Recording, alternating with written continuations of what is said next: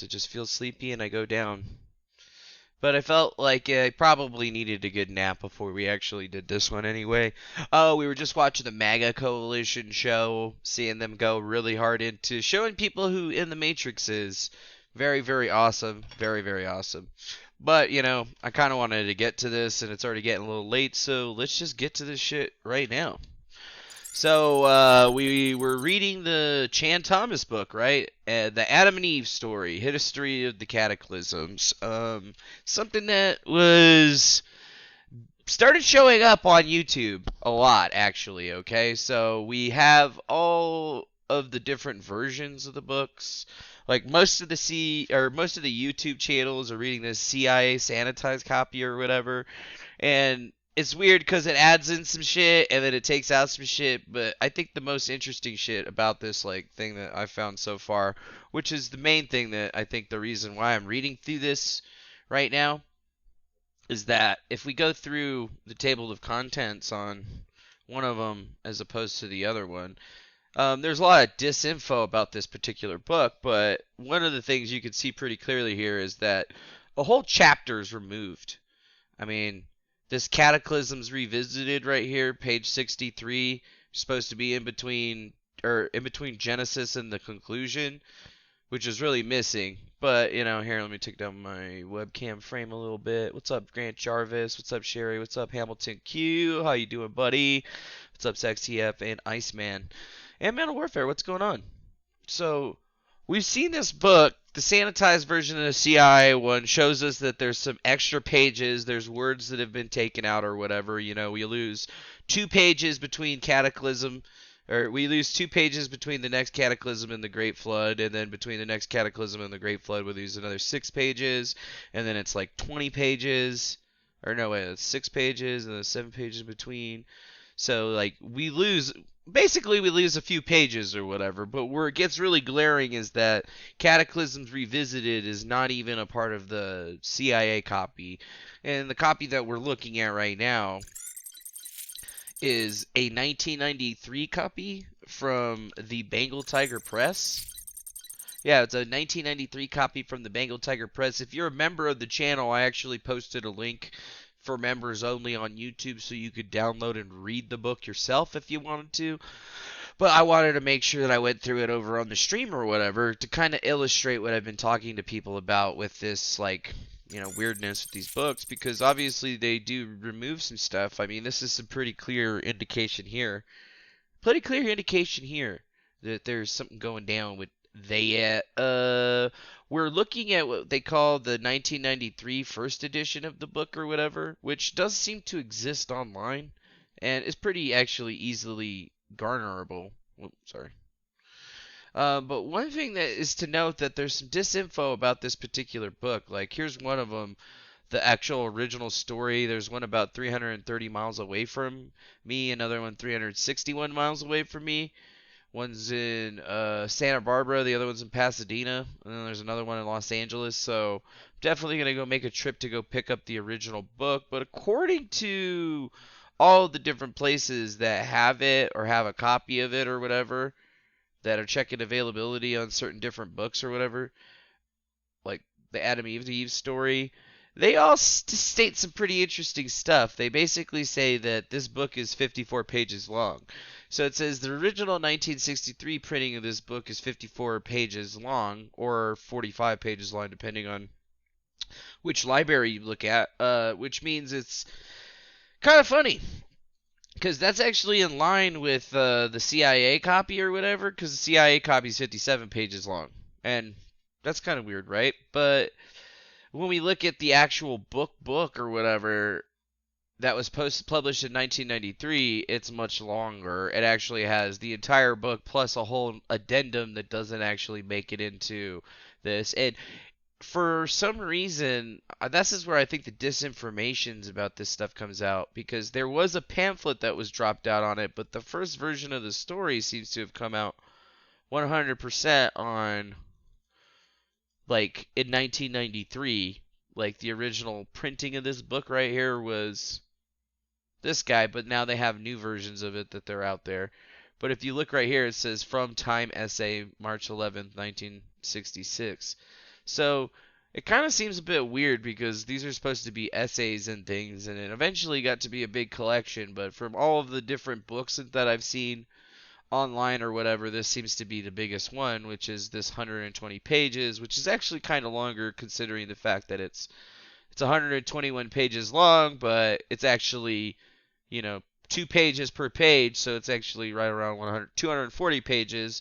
So, it might actually be the entire thing. So, decided that, all right, well, what's the big deal? We read about this whole thing. It talks about floods and cataclysms and cataclysmology. That's pretty crazy. But what we really need to get into is the a redacted part, because we already read all the other stuff. Anybody can go read this stuff, but the redacted part, this part is completely redacted from the CIA archived copy of the book. It doesn't even appear in it. From what I understand and what I'm trying to verify, I'll go get an actual copy of this book and we'll read it, and like live stream it, and I'll take pictures. It'll be really interesting. But I'll archive a copy of this book like digitally into PDF format. I'll actually go and find it and just kind of do it low key, and hopefully nobody gets mad at me. All right. And like I said, kind of weird, it gives us the entire context, but it leaves us out in an entire chapter right here in the center. Very strange. And that's this chapter. So here we go. The last cataclysm, known as Noah's Flood, is the easiest to study. It was the start of the new Stone Age and brought by the conditions following the last inundation. Since the last basic requirements for living were no longer available, since then uniformity in geology has been allowed by nature to continue on its uninterrupted path. Thousands of legends arose.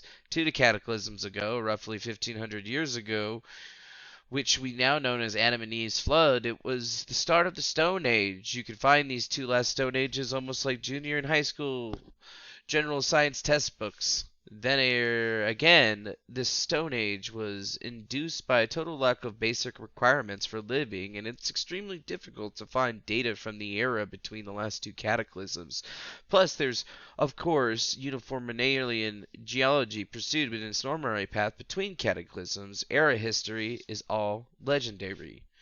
3 cataclysms ago, roughly 18,500 years ago, left little data for us. It is mentioned in Genesis 1 or 2:4. The Shandar Cave in Iraq gives us the best data of all. It's discussed in the text of this book on page 98.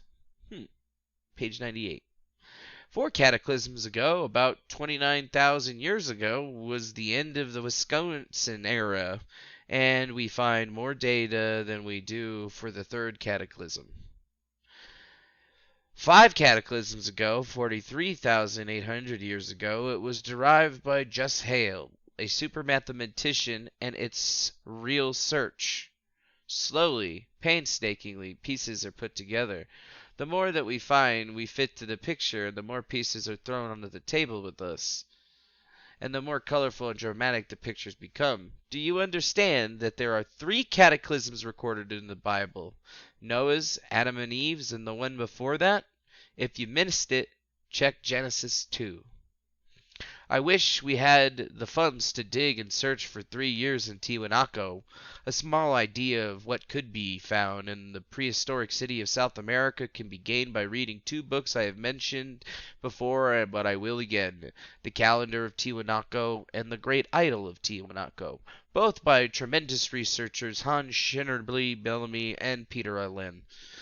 The conclusions drawn by Bellamy and Allen in these monumental works are startlingly close to mine. The city lived through at least 3 epochs between cataclysms, the oldest ending about 11,500 years ago, terminating with the cataclysm.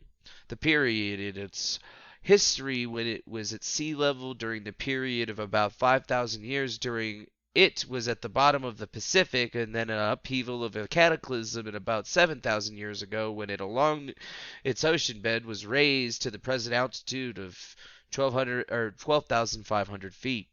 The cataclysm produced Noah's flood and gave birth to Niagara Falls, started the Ohio River flowing into the Mississippi and started the Neolithic Age, raised by the level of the oceans more than 200 feet over the world, inundated by the era of modern history all over the planet, in such that Greece, India, Egypt, and gave birth to the Epic of Gilgamesh, containing the story of Noah's flood written by Sumerians thousands of years before Hebrew wrote about it in Genesis. Each cataclysm is like a hand sweeping across the countryside, leaving its fingerprints for us to find amongst the elephant footprints of science in our search for the solution of this consuming mystery. These fingerprints are well hidden amongst the heavy footprints of uniformation evidence. The two disciplines, uniformation geology and cataclysmology, have really no real contest between them. Each has its own play in science, and the two complement each other, and actually a marriage of the two schools is in order. Some of the cataclysmic fingerprints have been mentioned in Chapter 2. Let's discuss them in a little more detail. The story of the frozen mammoth is intriguing. No frozen mammoth was ever found in ice. All were found frozen in homogeneous muck. It used to be that you could buy frozen mammoth steaks in Alaskan restaurants. The meat was so well preserved by quick freezing in the muck after the mammoths drowning and suffocating to death, then maintaining the frozen status for almost 7,000 years. Perhaps the most noted of the thousands thusly are the Bersokova mammoth, found near the Bersoka River in Siberia. Like all mammoths found wherein some comment was made concerning the skull, it was noticed that the skull was pink from hemorrhaging in the head, plus the fact that he had evidence of a penile erection, both of these facts being evidence sufficient to prove that he suffocated to death in the surrounding homogeneous muck.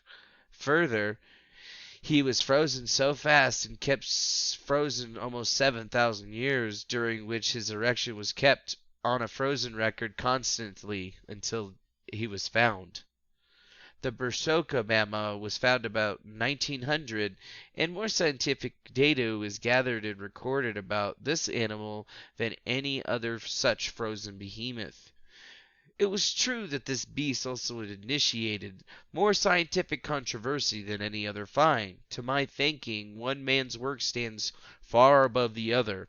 Ivan T. Sanderson, the biologist, he approached the problem from the frozen food viewpoint and was the only one to do so.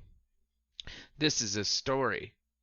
When you freeze meat, the problem is to freeze it fast enough so that the moisture contained in the meat does not have time to form into large crystals while freezing. The faster the freeze, the smaller the crystals.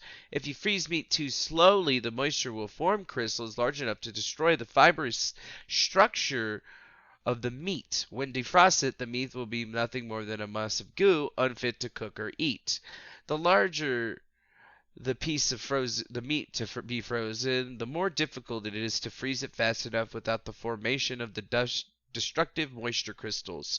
For heat must be removed at the same rate, say, half a steer from the half a pound of meat. It would be a problem if you had to freeze a bucket or a tub in the same time it takes to freeze a thimble. Now, the mammoth weighs 5 tons. Those mammoths found in Siberia were somewhat smaller, but still several-ton animals. When the Berkosova mammoth was dissected by Russian scientists in 1901, they recorded that even the innermost lining of the beast's stomach had perfectly preserved fibrous structure, indicating that the body heat had been removed by some super prestigious process in nature. Sanderson, taking special note of this one point, took the problem to the American Frozen Foods Institute. What does it take to freeze an entire mammoth with the moisture content of the innermost parts of the body, even the inner lining of his stomach? What is not enough time to form the fiber crystals? And that would be actually large enough to destroy the fibrous meat structure. The Institute really attacked this problem. To freeze a quarter or half a steer presented a big enough problem, but a whole mammoth? Interesting. Seems super strange. Scanning the interwebs, hunting for hog bellies, Will Wallace. That's funny. I'm scanning this book, hunting for hog bellies. Hunt for hog. It says half a steer. So what you're telling me is that, how the fuck did they... What he's saying is, okay, so we got these big things called mammoths, right? So 3 tons of mammoth. How do you freeze 3 tons of mammoth in a couple seconds? Because you gotta quick freeze that shit. I mean, you know, like, we're talking like within 10 minutes to an hour total freezing time. That's a whole mammoth. Like, that's crazy. And I work in the food thing. Like, we used to use some shit that we call deep freezers or whatever, which would be like sub-zero freezing shit. And even then, I mean, the only way to really fucking freeze anything would be liquid nitrogen. Like, you could pretty much freeze stuff interesting almost instantly with liquid nitrogen. But the thing is it's not going to be a uniform cooling process or whatever.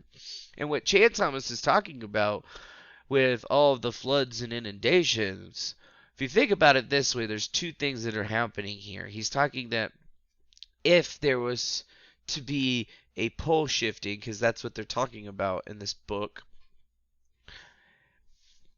the entire shell of the world would spin faster or in a different way. Right now, the top of the Earth spins with the entire Earth because the structure of the magma in the bottom acts more like a plastic than it does a liquid.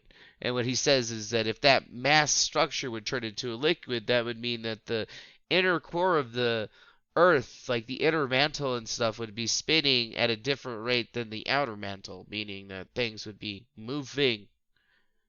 That whole outer core would move, and if the whole outer core is moving, that means that you could be standing in one place, and if all of the ground started moving in a different direction than the world was spinning, you're basically going to be all of a sudden going into like thousands of miles an hour. You know, like the same speed that the Earth is spinning. And this throws up water, this creates all this muck, and they keep talking about mud, just like in the same way that in all of the historic stories, most of the clay and everything's always made out of mud or clay, right? And out of the mud or clay, people are made. And it's funny because that's the same kind of like silty, muddy clay that you see all over the place. Like when they found most of these mammoths and stuff, they're encased with it or whatever. And I think that the main thing that most people don't realize is like that shit makes stuff really, really cold. It's just like working with concrete. Concrete makes things really, really cold as well. Like cold enough to, like freeze your hands almost. Think about it this way, like if it's already able to be that cold when it's at the normal temperature. Now, if it's moving at 1,000 miles an hour, it's going to be incredibly colder. And within this whole entire situation, they've prescribed this like ability to really like give it a section where, like everything gets super encased in mud and water and then frozen almost instantly because it's everything getting exposed to the open vacuum of space, because the shield or the Earth's magnetic field, the only thing that is keeping all that stuff in, fails.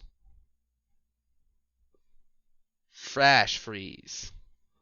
Like, that's what they're talking about here. And it's like, that's how he's explaining that these mammoths, a whole fucking mammoth, that's how you freeze a whole fucking mammoth. You could freeze a whole piece of meat, a whole cow, if you dump liquid nitrogen on it, sure. But if you cover it up in a big vat, you covered it in mud and you made it go 1,000 miles an hour, I'm telling you, that thing would get cold pretty quick. Or you put 1,000 miles an hour of cold water rushing over the top of it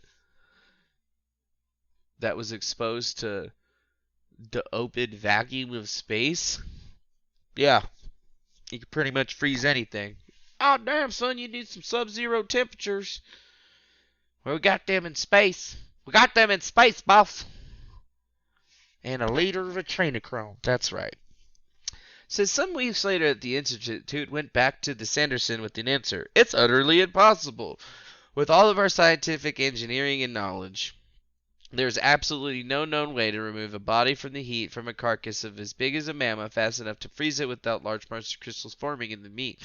Furthermore, after exhausting scientific and engineering techniques, they looked to the nature of and concluded there's no known process in nature which could accomplish this feat, so many have loosely claimed that the Brascoca mammoths fell into a crevice or fell into the ice or some nonsense, and that's just absolutely, positively, irrevocably no explanation in the known process of nature that could explain freezing the Brascoca mammoth quick concurrently with the muck in which it had suffocated and drowned. The Institute did tell Sanderson that it takes what it takes to do the job. First of all, the body temperature of the mammoth must be lowered to about 140 degrees Fahrenheit or 78 degrees centigrade from its normal body temperature, and it must be accomplished in absolute outside time limit of approximately 4 hours. Actually, they concluded the freezing process would have had to have taken place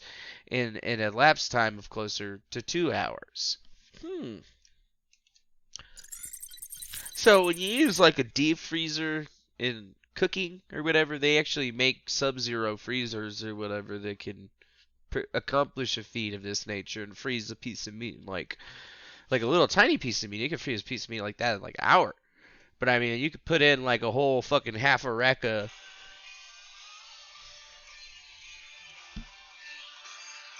What the fuck?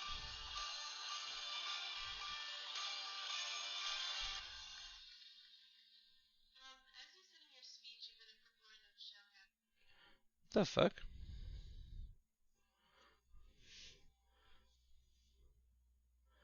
So they're saying that you could do this, right? Like 140 degrees Fahrenheit or 78 degrees Fahrenheit. So you need to lower it below 140 degrees Fahrenheit within a temperature of 4 hours. And if you look at what these guys are talking about, they're saying that this stuff is happening pretty quickly, you know, like they're saying this whole entire process takes less than a day. So far, everything that they're telling us kind of fits in with the theory that they're proposing. Let's see. The Institute did not take into account that the effect of their conclusion, which other two factors would have been made for it's the fact that the entire strata of muck was frozen concurrently with the mammoth, and the second is the fact that his erection was preserved by freezing. The second of these facts reduces our actual freezing time to far below 2 hours, with all that 2 to 4 hours representing the outer limit of time. So 2 to 4 hours is the outer limit of time within such a freezing process had taken place to have so that no larger moisture crystallization to have formed deep in the meat. The second fact tells us that the freezing time, at least for the entire strata of the muck and the outer parts of the mammoth, had to be less than 1 minute, perhaps more like half a minute. So we're talking about like a super, super, super crazy low drop, like an instant drop in temperature from your normal 98 degree body temperature to the outside temperature being pretty much 0 degrees or even towards negative 30 below degrees. You know, like that's basically like how it starts. So it'd basically be like if you were standing outside wearing a 70 in the 70 degree weather, and within 10 seconds the temperature drops to below 0 and then keeps falling to somewhere around negative 40. I don't know. Let's see. Temperature of space. The temperature of outer space around Earth. The average temperature of outer space near Earth is 283 kelvins, or 10 degrees Celsius, or 50 degrees Fahrenheit. Interesting.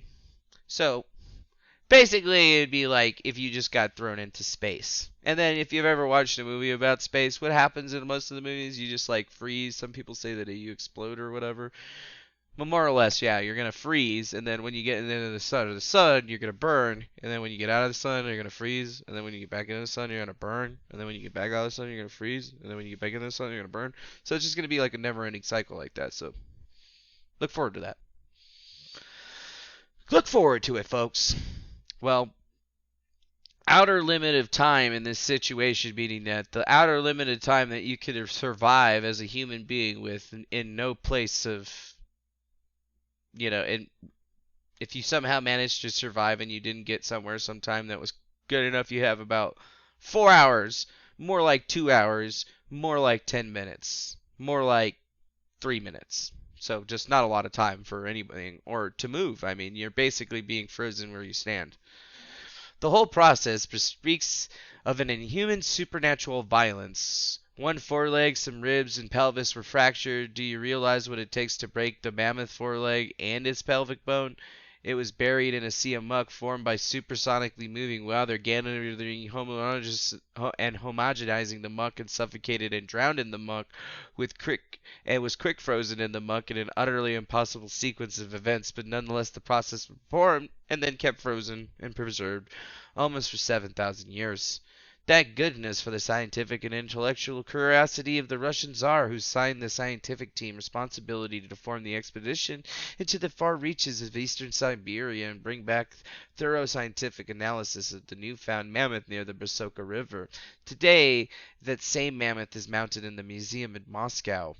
I believe I am correct in stating that the first time that such a large animal was ever mounted by a taxidermist, or team of taxidermists. Where did the muck come from which was buried the mammoth alive? This frozen mud can be found all over northern Siberia and Alaska. In Alaska, the frozen blankets range from 20 to 90 feet thick. 20 to 90 feet thick, where we have been able to study the frozen tundra more closely. Here in the United States, evidence shows that the supernatural violence, including supersonic winds, volcanic eruptions, swift inundation, creating the muck, and sudden temperature change far below sub-zero freezing, are participants total to the environment, climate change. The muck comes from the inundation waters moving swiftly in such fantastic quantities that the water picks up all kinds of earth and mixes and homogenizes with the water and then lays it down in a muck layer. The vivid descriptions of the layer frozen in the muck are given by Professor Frank C. Hibben in his book The Lost Americas. One of the best places to study the many layers of the muck laid down in succeeding cataclysms is the walls of the Grand Canyon or in the Badlands of California or North Dakota. If you stand on the north rim of the Grand Canyon, pick one strata to follow and trace it with your eyes as far as you can see it in all directions, including the spires jutting up in the canyon. You will find the strata homogeneous from the top to bottom, and everywhere else it goes laid down with a uniform thickness, and sharply demarcated from the layers above and below it. Furthermore, if you pick a layer that contains gravel, rocks, and boulders and other intersped through it, you will observe that ossified muck, gravel, rocks, and boulders are distributed throughout the layer quite evenly in all directions.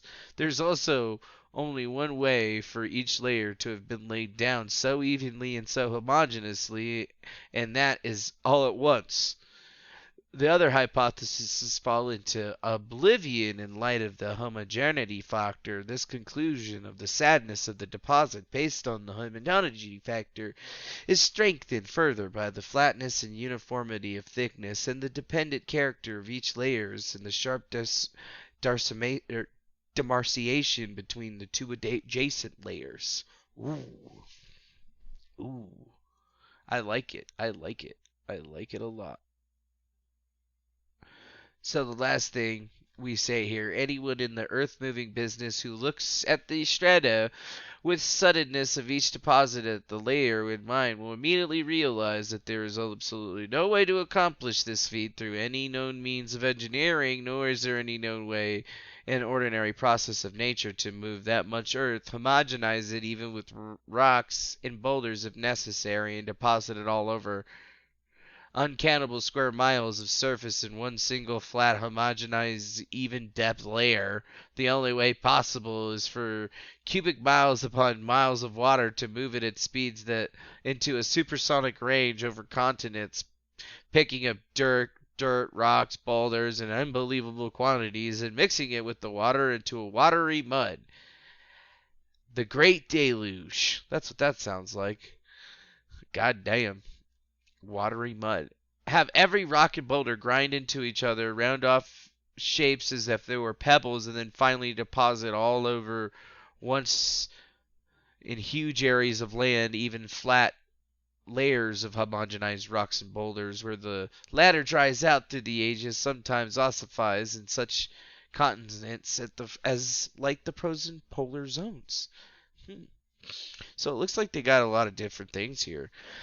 For many, I searched and hunted for evidence of what they would call the sloshing, fast-moving rock water that becomes trapped in a huge basin. In the late 1980s, I found the treasure trove of sloshing evidence in the part of Arizona and Utah known as Monument Valley. Never have I been so impressed by the beauty of nature as when I was first viewing Monument treasures of the valley. It's hard to believe that such beauty can come from unimaginable violence of cataclysm pounding into the landscape, which would not exist if there were not many cataclysms before the last one, each contributing its share towards the structure as we see today. The thick layers upon layers mix with the thinner layers after the thinner layers, each one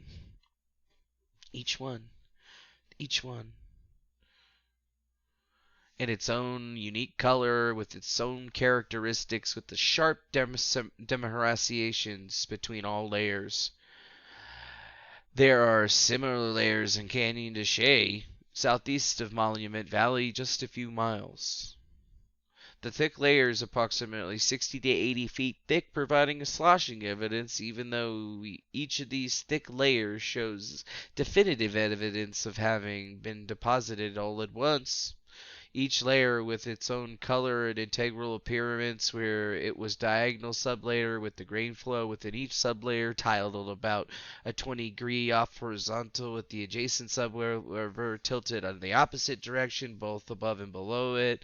These tilted sublayers in the comprising some very thick layers that were stacked atop of each other upon 15 sublayers with all the same thickness, each tilted in the opposite direction from the layers adjacent to itself.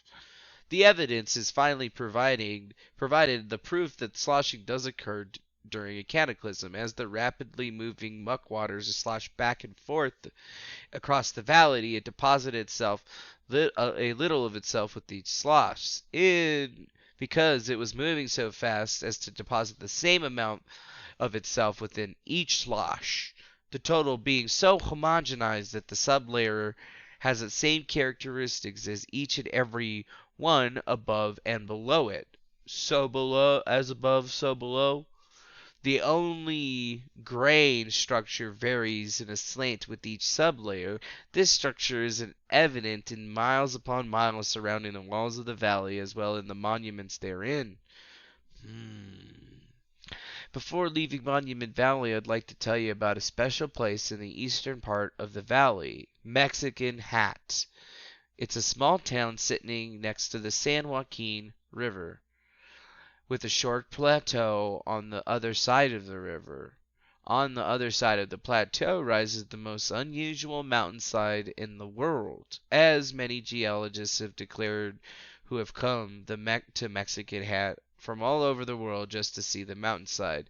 It rises about 200 feet into the sky with all of its grandeur and many sedimentary stratifications, large and small, in evidence. The unique feature of the whole mountainside is that the sedimentary layers bend over down towards the river as if they were trying to flow into it and disappear. Thousands and thousands of feet of sedimentary strata are bent over towards the river in this fashion. Mexican hat, huh? Oh, Mexican hat. Oh, yeah, baby. Yeah, sorry, Joe versus the world, but unfortunately, that is a mischaracterization of what's actually going on with the book. The first edition of the book was actually published according to the world catalog of this book. I do appreciate your disinformation, though. Yeah, according to this one, the actual first part copy of the book was published in 1963. There are currently still 6 different copies of the original 1963 publishing that was only 54 pages or 45 pages, depending on who you ask.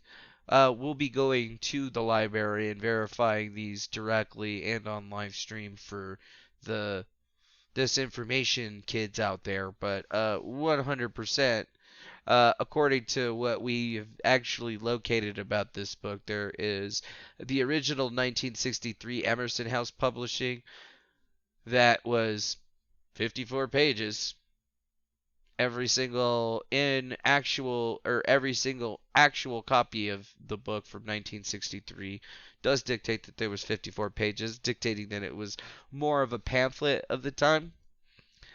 Once again, there are older versions of the books that are found or actually seen. We can see that there was another publication in 1965. In the 1965 publication was also pretty small, actually. They do have copies of that one as well. You can go find it from the UC Santa Barbara Library, and a bunch of different California seminary places. But all of them have it very listed very correctly and clearly at 56 pages and 22 centimeters, which would mean that it would be impossible for it to be 240 pages long. The actuality here is that from the actual investigation looking into this particular book, the first one that we could find that has any amount of pages is the 1993 version of the book, and that one seems to actually be about 127 pages plus a whole entire addendum that was added towards it, which is actually what we're reading right now. So this particular book right here is a photocopied version of the entire book, and you can see really clearly that the first part of the book goes from one page about 135 or something like that, and then there's a whole another book on the other side of it. So let's just see. Here we go. So yeah, it goes to 127 where they have the author's title, which has been edited in the CIA version and subsequent versions that came out from this particular version. But according to this, there's a whole another part of the book that's just slapped onto the back of it, which makes it all the way to the 240 pages. And when you look at this book, it's actually 240 pages pretty much. I mean, it's actually 119 pages times 2. Or 118 pages times 2, and then 2 singular pages put together. So, it'd be really difficult to tell me that this isn't it. And don't worry, we'll be making our way to actually go pick up the original 1963 copy of the book, 333 to 400 miles away from where I'm at right now, to ensure that people are like, damn, suck my dick, bitch. Oh, sorry. But yeah, but we definitely want to make sure that, like, we're being very, very clear about what's happening here and what we're doing, because, not only are we trying to prove that this copy right here is probably going to be one of the best copies that's out there, because it actually does have everything and it hasn't been redacted in the slightest from there, but I also want to show people that the information that this thing was 240 pages back in the 1963s is a complete fallacy, because he barely started writing it back there. He barely started writing it back then. Like, why the fuck would he have had all the pages done for it? It doesn't make any fucking sense. I mean, 1993 makes sense for the time frame of when this book came down. But yeah, be safe, Tinfoil Hat, man. So let's see. We got to go back to where we were on the pages. Briskova, a whole Mammoth, Siberia, the Lost Thing, Badlands, homogenized layers, leaving Monument Valley. So now, before leaving Monument Valley, I'd like to tell you about Mexican Hat. So that's what we were looking at. It says, this scene is one of the most dramatic I've ever seen, proving superviolence occurs during the Cataclysm. In this case, the fissure opens up in the earth, where San Joaquin River flows now, is the fissure being opened up to be a huge jaw opening its throat with the molten layer normally 60 layers beneath. Of course, the molten layer below rise into the 60-mile throat, being 30 or 60 miles below that of the seething white hot molten everything beneath. The 60-mile thick shell presses down while also providing a huge fissure for the pressure to push the molten stuff upward into the gaping throat fissure. Now we have the most awesome and horrific and appalling, formidable, testifyingly, uncannily, ultimately violent, parosomisic, cataclysmic collision of forces of nature on the surface of our planet. Right beyond the imagination until you see it for yourself, right at Mexican Hat, with the side of the mountain that stopped cold and in the midst of its death throes. At this point, the supersonically rampaging oceans and winds hit the scene, so we have a super earthquake so huge as it opens a fissure in the whole shell of the earth, opening a path for the molten layer below to be pressed upward into a fissure, and the molten invader melting the hard layer beneath that side of the mountain, the 1,000 miles per hour ocean water slaughtering the mountainside, having lost its foundations and driving it down into the fissure and streaming the molten stuff below into a solidity, and the mountainside stops feeding itself downward into the maw, while its oceans in the furry pass on, leaving a huge part for themselves sloshing around back and forth in the valley, plus some surviving beautiful picturesque monuments still standing for today. So they're talking about Mexican Hat rock. Oh, so what they're saying is that this is how this happened, or whatever? That's how you can see all the different strata layers and all the different stratifications all over this area? And that's how you get little rocks and things of that nature that stick to the top? That seems a little bit interesting. Mexican Hat rock. But you could definitely see all the geological foundations, can't you? Look, you could see all the mud and shit and all the different everything. Damn. Wonder why they didn't make... I don't know why they didn't make this... I don't know why they didn't make this into the thing. So, at the point, other parts of the earth in the valley and the upheavals of the sedimentary strata and the huge structures point upward, with the rock being scorched by a plethora of places. Church Rock and Agalitha Rain each has many scorched earth sediment boulders scattered around and near its base. I have read geologist reports and have been told by Wayne, one of the tour guides at Monument Valley Lodge, one of the nicest places to stay. He said that he has read geologist reports all telling about lava flows in Monument Valley. Lava flows in Monument Valley? Lava flows in Monument Valley? What the fuck? They're like, bros, there's been lava flows in Monument Valley, bros. You don't even know! Yep. Erosion equals the hat rock.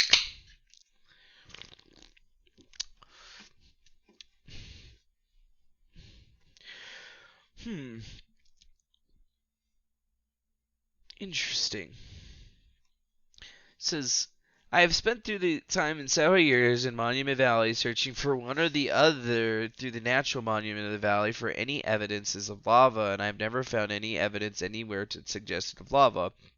All I could ever find was scorched sedimentary rock, which from a distance could have fooled anyone to thinking it was lava rock. I have seen dark-colored scorched rocks in abandoned gold mines near Pikes Peak, with scorching during the Cataclysm, when the heat from the 60-mile molten layer was broke through the fissures in the 60-mile thick outer shell of the Earth, scorching the rocks in that shell. I'm going back to the oceans of water, mixing with the earth and rocks, laying down layers and sloshing subsequent layers of sediment, and for good measure, each of these provide which the water which move in its lanes, and provided the granite rocks on the eastern slopes of the Jura Mountains in France. Deluc Sir von Buch, Deluc Jr., and Dessoisier give us much information about the early geological observations of the dispersion of the Atlantic granite blocks through the mountains and valleys and lakes of Italy, Switzerland, and France. Even the Blakewell, through his early dissenting observations, led more credence to the fast-moving water conclusions than other men because of the looseness of his arguments. The great Swiss geologist Escher gave most credence to the fast-moving argument through the concept of his observations which support the earliest concepts set forth by J. Andre Deluc Jr. in 1820s. Let us envision that the Jura Mountains as they were looking down from an airplane. First we'd notice that they are similar to the Allegheny Mountains of Pennsylvania, and they look like a giant wrinkling up carpet from the ridges running from northeast to southeast. The Swiss-French border allows the same direction in the middle of the range, and you can also see the ridges have passes through them here and there, so that a person on the ground can see northwest through one ridge and southeastern slope through the next ridge in many places. It's a well-known fact that the Jura Mountains are not granitic. Whatever granite exists in those mountains is still buried deep in them, and they are largely calcareous. However, the southeastern slopes of the ridges, there are countless gigantic granite blocks sitting on top of the surface. These blocks, each weighing tons upon tons, have been traced to the Swiss Alps across the Swiss Valley in the southeast. If you look at the several ridges in the northwest Juras, you'll find giant granite blocks only on the northeastern slope of the ridge, and clustered only opposite passes through the adjacent to the southeast. These blocks sit on the slope at altitudes the same as when they came from the Alps of Italy and Switzerland, which is 50 to 60 miles across the valley from Switzerland to where they are deposited on the Juras. In order for them to be found on this southeastern slopes, the Juras, where they were, are tremendous upheaval of granite, and the Italian-Swiss Alps had to occur in some cataclysmic violence, followed by water moving at such fantastic speeds as to sweep up the mighty rocks of granite from 50 to 60 miles across Switzerland over to the Juras through the passes and deposit them in clusters against the southeastern slopes of the inner ridges of the Juras.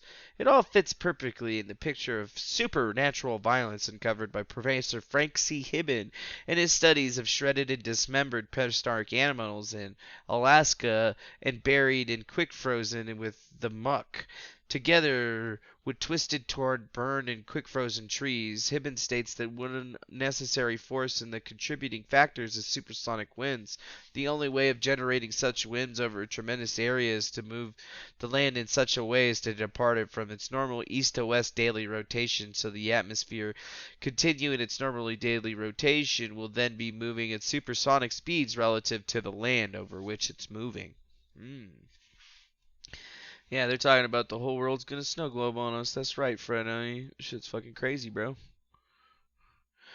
Now in the Earth's normal rotation, the oceans rotate east to west 1 revolution per day. When the cataclysms occur, the 60-mile thick shell of the Earth slips in a direction differing from its normal rotation, and the atmosphere continues its normal rotational direction, and the oceans also refuse to change their rotational direction, so the atmosphere and oceans proceed to move over land masses which are passing underneath them in a new direction. Some of the oceans are and air moving at supersonic speeds with respect to the land moving in a different direction underneath. With the oceans moving over land masses at such speeds, it's easy to understand how huge granite rocks were moved from the Alps to the Juras while losing little or no altitude, and how cubic miles of earth can be picked up and mixed with water and homogenized and laid down in even and flat independent layers, such as what we find exposed in the walls of the Grand Canyon and Monument Valley and Canyon de Chelly. Whether we can understand how the irresistibly overwhelming annihilation force of the waters, moving at an utterly unbelievable speeds, can in a blink of an eye obliterate entire civilizations, every vestige of anything that they have ever accomplished. And even in our times there have been occasions where simple dams breaking and releasing their waters over the small town below literally wiped out every splinter of evidence that the town and people had ever been there. One of the fingerprints of which Cataclysm giant hand leaves, telling us that this supernatural violence on Earth is a plethora of a million teeth and many, many species found in the sharp demarcation boundaries between the sedimentary layers, such as we see exposed in the Grand Canyon. It bespeaks of animal life being pulverized with only teeth of mammalian substance hard enough to withstand the onslaught. Some places undergo less violent winds and inundation, to be sure, and we find traces of prehistoric civilizations which have advanced achievements we deemed impossible for many years ago. Let's look back at Tiwanaku in South America. The Incas discovered this deserted city 12,500 feet in altitude on the shores of Lake Titicaca in the 2nd century AD. Although they lived in that land for generations upon generations, centuries after centuries, they left it totally undisturbed. Anyone who has been on a hunt for gold or treasure in the mountains, as I have been in New Mexico, knows the Indian credo.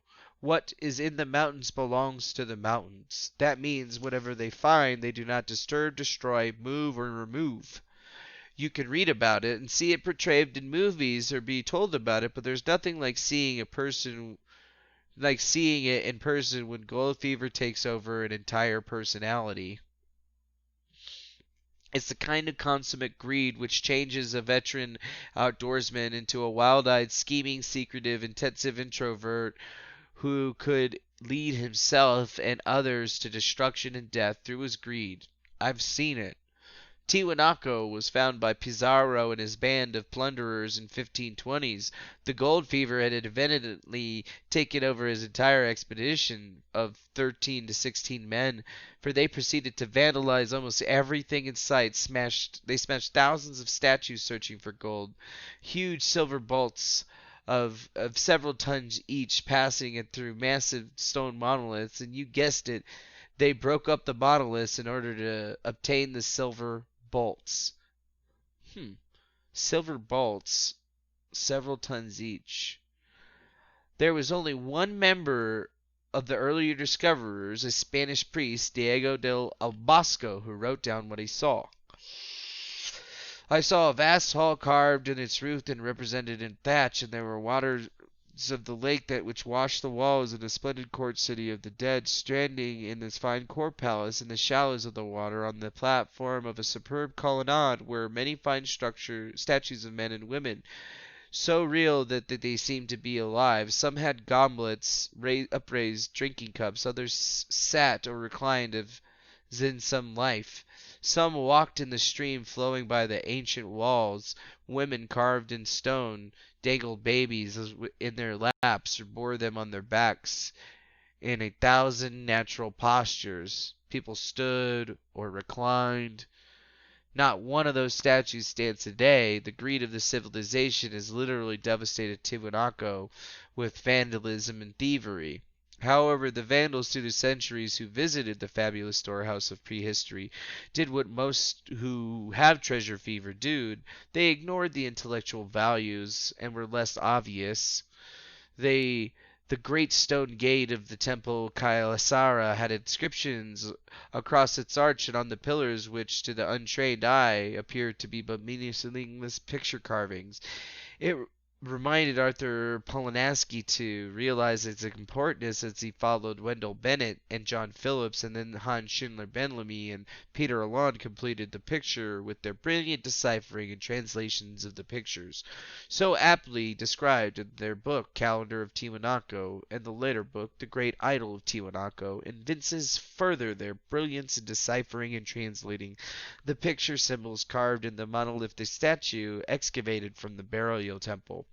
This book not only explains their deciphering and translating, but it tells of the arduous work performed to preserve the tremendous monolith. And the only thing that they don't explain is why the statue has 2 left hands and no right hand. Tiwanaku, huh? It's time to like a crazy. So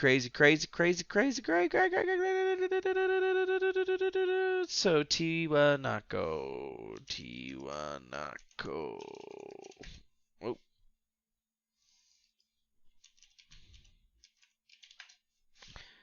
There we go, Tiwanaku. Tiwanaku, Crystal Lakes, in Peru, Bolivia, the Hawaiian Empire. Well, look at it. It's right off of this side of the thing, man. If the fucking water started going thousands of miles an hour, it probably froze all those people. All those statues weren't statues. Those were people, bro. They were people! Dense neighborhoods. Oh, agriculture. So this is kind of like what Tiwanaku looked like. Right there. Architecture. Rectangular blocks, ruins, doorways, portals, 2 left hands. Gateway of the Sun. Okay, so this is the place he's talking about. 2 left hands, huh? The works of Bellamy and Ellen show many things concerning the calendar and the time standards of Tiwanaku and the 2 different epochs, probably the Caspian and Hudson Bay eras. Hey, there's that Hudson Bay again. The details and differences between hours, days, and years, and now I shall leave those to read the books. The main point of the discussion which should be noted here is that the idol and the calendar both recorded during both eras a retrograde moon satellite orbited around Earth. During the idol's era, probably 29,000 to 18,500 years ago, the satellite was approximately 24,150 miles from Earth, and during the calendar's gate era, probably 18,500 years to 11,500 years ago, the satellite was approximately 23,360 miles from Earth. Obviously, the moon's satellite was far closer to our planet than our present moon. Obviously, it passed the Roche limit approximately 8,000 miles from Earth and disintegrated, accounting for the many legends of prehistoric terrible impacts with the Earth by asteroids or comets. Where did the moon satellite come from? How did our planet capture it? And, of course, where did our present moon satellite come from? And when did our planet capture it? And how did it happen? And why did it happen? And if Tiwanaku and its moon satellite are to make any sense for us, the question must be answered. Wait, what? The fuck? The Bode-Tinius relationship gives us a secret key to the answer. Tinius and Bode, the 2 German astronomers, individually and concurrently discovered this relationship in the 18th century. If we take orbit numbers or ring numbers of the planets of Saturn, and each ring number being 1 or 0, 1, 2, 4, 8, 16, 32, multiply each of the numbers by 3 and add 4 to each result and divide each by 10, the series of numbers becomes 0.4, 0.7, 1, 1.6, 2.8, 5.2, and 10.0. These numbers, expecting and skipping 2.8, representing the relative distance of the then known planets from the Sun: Mercury, Venus, Earth, Mars, 2.8, Jupiter, Saturn, with 2.8 representing a no known planet at that time for that distance. What the fuck? When the planet Uranus was discovered in 1781, it seemed to fit in the series at 1906. The law seemed strengthened, and an intense search was initiated for anything that might be at the 2.8 distance. In 1801, the little planetoid Ceres was discovered at 2.8. By 1945, more than 1,500 more were established around the same orbit, and it has been well established as a ring of minor planets or planetoids or asteroids. Asteroid belt. In 1846, the planet Neptune was discovered, and it seemed to disobey the rules set down by Bode-Titus relationship. It should have been at 38.8 and the relative distance scale, but it was closer to 29.2. In 1930, the planet Pluto was discovered, and the Boas-Titus law seemed to fall apart completely. Pluto was found close to 38.8, where Neptune was supposed to be, and the law seemed to indicate that Pluto should be at 77.2. Since that time, the relationship commonly known as Bode's law has been regarded in astronomy as nothing more than an insignificant curiosity. Perhaps the new look at Bode's law is in order. If so much as it is correct, then part of it, which appears to be erroneous, may be so because of our lack of understanding of the basics involved. First, instead of using relative numbers, we should be working with the ring numbers or orbit numbers in the first progression. These represent numbers. Also, instead of this progression, which is geometric except for the 0, let's fill all of the numbers, making sure that true geometric progression is utilized. The numbers will be 1, 2, 3, 4, 5, 6, 7, 8, all the way to 256. Now, in this progression, the ring numbers 0, 1, 2, 3, 4, 5, or 0, 1, 2, 4, 8, 16, 32, 64, 128, and 256 can be regarded as fundamental rings. All other rings can be regarded as harmonic rings. Between any two fundamental and the ring lies halfway between the first harmonic. Any ring which lies halfway between the fundamental and the first harmonic is the second harmonic, and any ring halfway between the second harmonic and the first harmonic, or halfway between the second harmonic and a fundamental, is the third harmonic, and so on. What the fuck? Is this like music of the spheres? What's what they're talking about? Harmonics. 0, 2, 56, they're talking about like different notes on the board, right? Because we have 1, 2, 3, 4, 5, 6, 7, 8, you know.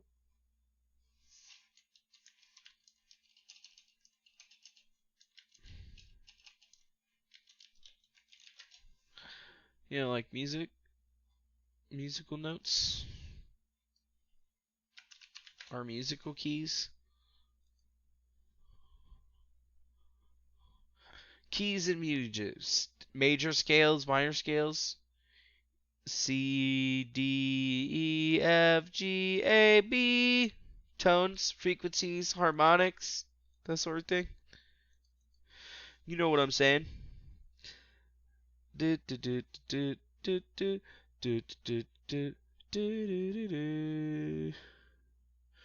So we see here,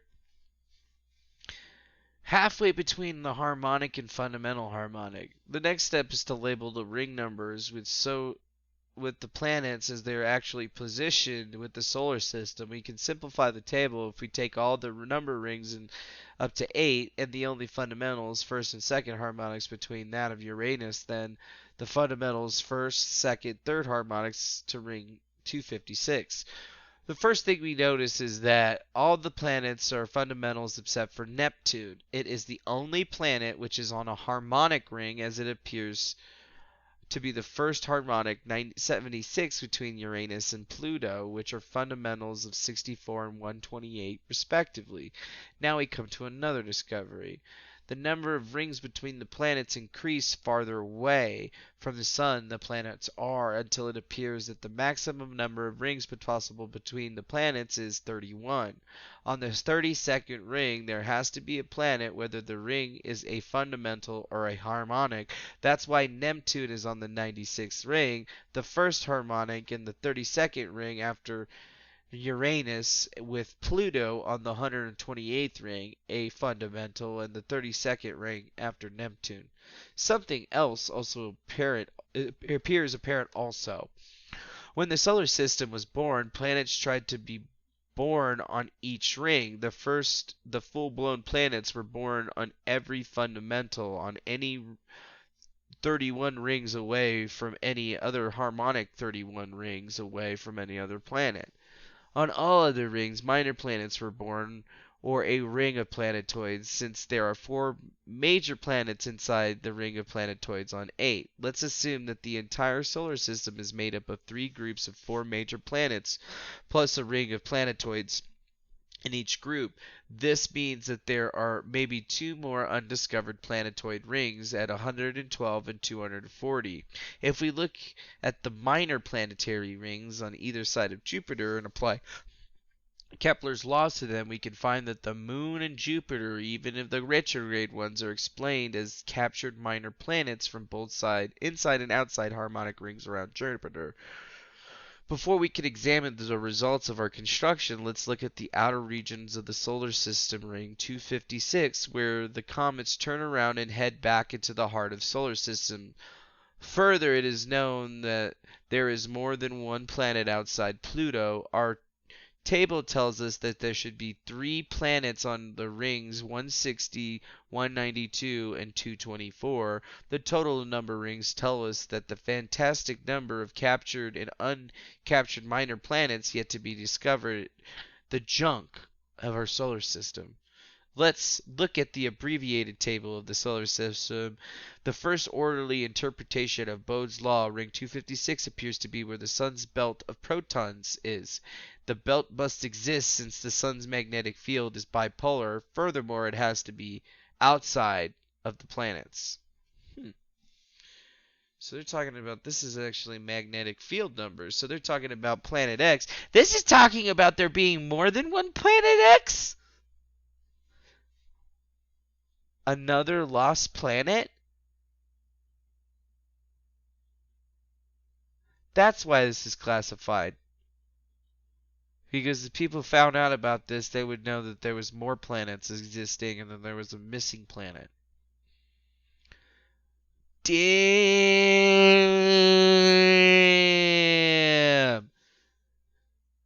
So Mercury, Venus, Earth, Moon is on the first harmonic, then Mars, and then you got Mars, Moon, Lost. Mars, Moons, and then you got planetoids number 1 on number 8, which was Marduk or Ceres, or the planet that disappeared, but still has little planetoids that are hanging out and around that they don't talk about.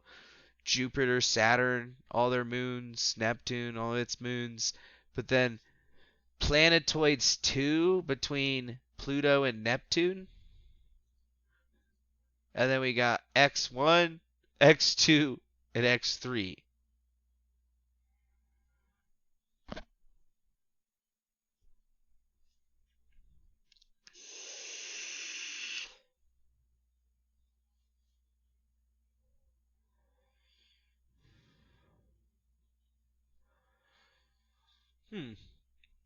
Interesting.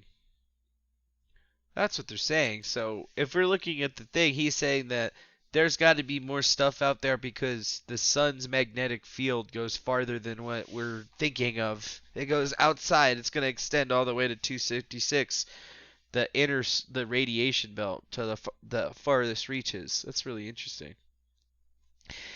It is apparent that the present moon was created on ring 3, Phobos on 5, and Deimos on 6. Ring 7 is vacant, and if present, it's a real challenge. Whatever happened to the minor planet from ring 7? The closeness of Phobos and Deimos and Mars tell us that 4, 5, and 6 close together in a tremendous amount, probably through the succession of events in the solar system causing a series of cataclysms on Earth. It's logical that ring 7 also would have closed towards Mars' ring, so that Mars would have captured the minor planet from ring 7 as well as Phobos and Deimos. Once capturing the orbit around Mars, Lost could have come close enough to Earth to be stolen from Mars by Earth and be a new moon satellite, so described in the idol of the calendar of the gate in Tiwanaku. Further, the closeness of the satellite to Earth would have been the justification for the Lost was stolen by Earth from Mars. The multitude of legends springing from the Cataclysm 11,500 years ago about Venus moving into orbit or Venus changing her orbit most probably describe the capture of our present moon from ring 3, in which its day eons ago was evidently still pretty fair planet with the radiation belts orbiting the sun. In any case, now vacant ring 7, the records from Tiwanaku on the retrograde orbiting moon, then the plethora of impact craters on the moon and Mars, and the mountains of dense material buried in the mantle of the Earth as uncovered by perturbed orbits in our man-made satellites, and Bode's law expanded here to include orbits of both fundamentals and harmonics, now offers an orderly meaning to us. The instabilities in the solar system which led to the capture of minor planets by major planets may seem impossible and improbable. However, if we reconsider that the minor instability in the solar system, the Earth's rotation, can be believed that major changes in stability are possible. You can find it in the Encyclopedia Britannica mentioned is made of two astronomically abrupt changes, the Earth's rotation within the last 100 years. This planet of ours is not an inertial body, it is in a complex motor generator system, as are the solar system and the Milky Way galaxy, and its parent supergalaxy in the universe which we live. Realize also that the astronomers of Tiahuanaco recorded stability changes on the calendar gate and the Great Idol. The light of the fantastic stonework in Tiahuanaco characterizing the civilization which have ended about 11,500 years ago, we can look to other great prehistoric works in stone that stand in the mysterious monumental memorials of lost engineering techniques. There's Baalbek in Lebanon, formerly known as Heliopolis, with the three huge stones that are fitted together to make a platform 300 feet long, the mate to which the largest stone still lies in a quarry southwest of town. The mate, believe it or not, weighs over 1,200 tons. What fantastic event could have caused this prehistoric civilization to leave its tools figuratively hanging in midair? What prehistoric Sacahuman in Peru, where the 20,000-ton monolithic block stone lives in the steppes of upside down, overturned by some prehistoric supernatural wrath of nature, and they're as immobile as the silent boom of the kettle drums of eternity, and the space stand walls of incredibly huge fitted stones.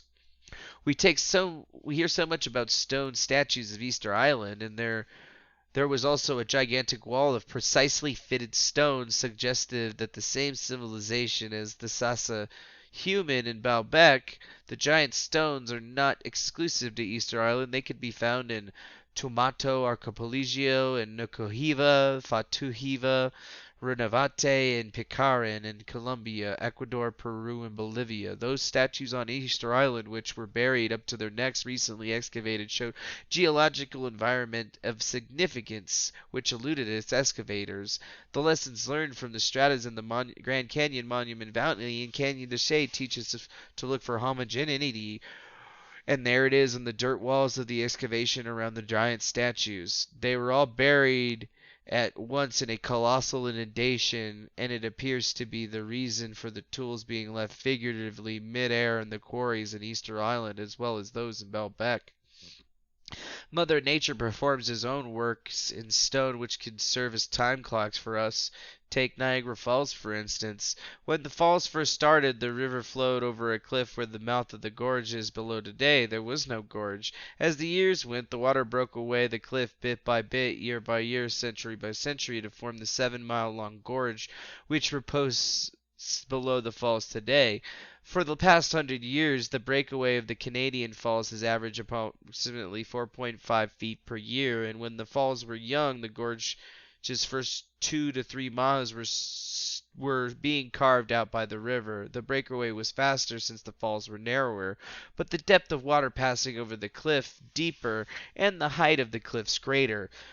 A reasonable early figure would be about 6 to 6.1 feet per year, which would have made the age of the falls and gorge below them about 7,000 years, and the birth of both falls and gorge coinciding with the oceanographic data that tells us that all oceans all over the world took a sudden rise of 200 feet and stayed risen, gradually lowering in height since then to their levels today.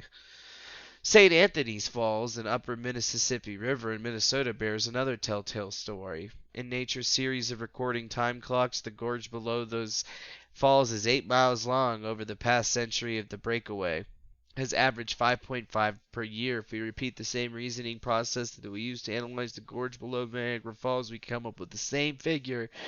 for the age of St. Anthony's Fall, and how the gorge below them is only about 7,000 years old. These dates and other plus dates, such as the eruption of lava around the pyramid of Cuchiquilo in Mexico, led us to the date of the last cataclysm, Noah's flood, of somewhere about 7,000 years ago.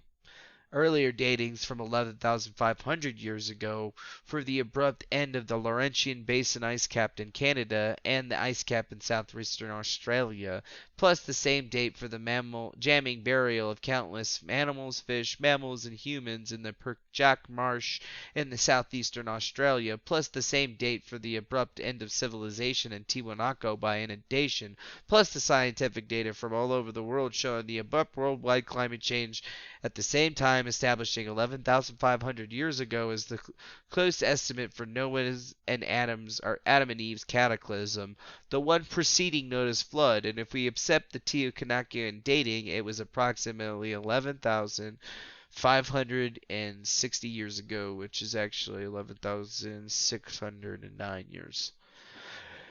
Isn't it interesting that the new Stone Age and the old Stone Age datings coincide with the same time of Noah's cataclysm and Adam and Eve's cataclysm?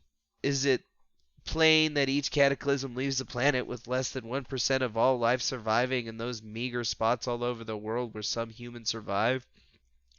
What is left for them to live by and with? Who even has a shovel? What clothes do they have, and how much time will those clothes last? You can understand how each day, the entire day, total effort is spent finding food, as in plant food, hunting and fishing just to survive, and fight for survival is as extreme as it is unimaginable.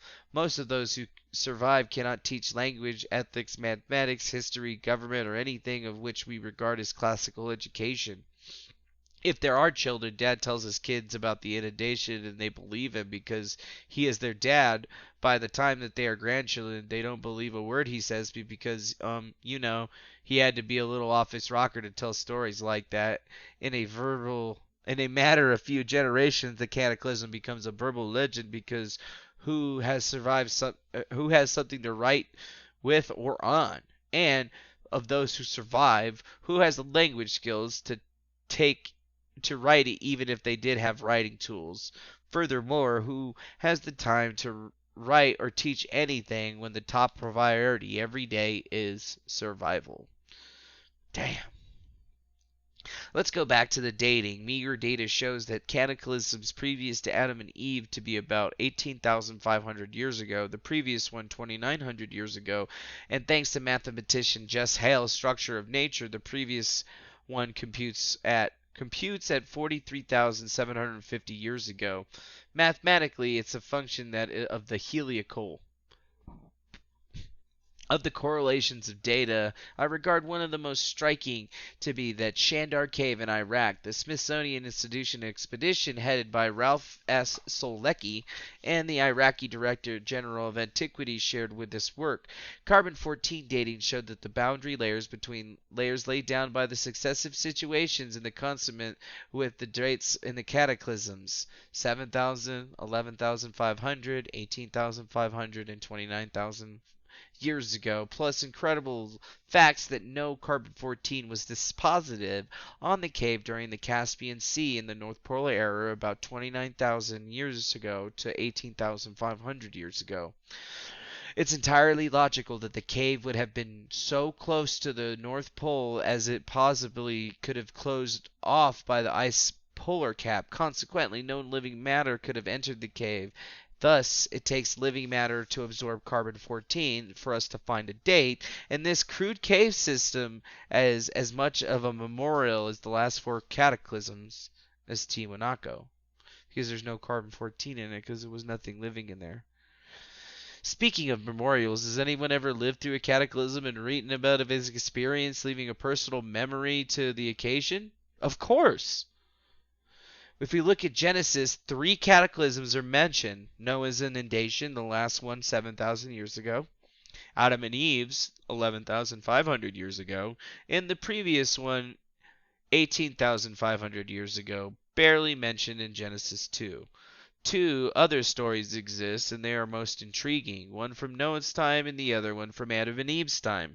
From Greece in 1849, Austin Henry Leonard stated excavating the mountain of Kunjik in the banks of the Tigris River, it was discovered that the fabulous city of Nineveh, previously known only in the Old Testament. He discovered the palace built by the bloody Emperor Sennacherib Assurbanipal, and the grandson of Sennacherib and one of his concubines had added the library to the palace. He sent emissaries out to comb the kingdom for original tablets being worthy of his library, and his emissaries borrowed the tablets and bring them to the palace. Ashurbanipal had exact copies made of each one and returned the originals to their rightful owners. He had some 30,000 copies made on clay tablets and put them all in his library where the tablets these were the tablets which Lanyard found. Among the tablets were 12 comprising the Epic of Gilgamesh, the man who was at the time a legendary king from the first dynasty of Arik, closely following the Great Deluge. He had since been shown to be a real human being. Gilgamesh sought the secret of eternal life, driven to do so from the death of his friend Enkidu. He was told that he should find a man by the name of Upanishim, and who was granted eternal life by the gods. He found Unapishtim, whom Gilgamesh successfully persuaded to tell his story. Unapishtim stated that indeed he had been granted the secret of eternal life as told by the gods. O man of Shurpak, son of Ubar Tutu, abandon wealth, scorn possessions, save thyself. Tear down thy house and build a ship, and let it be well measured. He described the ship of he built and the principles of naval architecture, and the ship which could not be tipped over square, probably meaning oblong after he built it. He launched it on no less than 8 shakedown cruises. Each time he would bring it back, cock it with bitumen, and check it out again. Finally, he had a ship shape, so he held a real Belshazzar feast to celebrate its completion with beer, wine, venison, mutton, and served all to all who came. Imagine this is in your own neighborhood. Some of your neighbors must have thought this guy was a real fucking nut. On the very next day of the feast, he decided it was time to load the ship and set it to sea on the cruise for survival. I then loaded the ship with the whole harvest of life. I loaded my family, my friends, the beasts of the field, the cattle of the field, craftsmen, the tools of their trades, and I made them all embark. I then embarked them, closed this door, and as soon as the gleam of dawn shone in the skies darkened and black clouds gathered. Inside the Adan thundered, and soon all light was turned to darkness. Brothers could recognize brother no more, and the animals of the skies could no longer see each other. Unapishtim then describes the onslaught of the storm, which generated sheer all-out terror in the ship following that. For 6 days and nights, wind, flood marched on. The holocaustic wind overwhelmed the land. When the 7th day dawned, the ill wind was stilled, and the oceans and the flood, which waged like war like an army, was ceased. I opened up a window and beheld the devastation as all mankind turned into mud. As high as flat as the root trunks lay the swamp. Thousands of dead, O man, O beast and cattle, floating in the mire.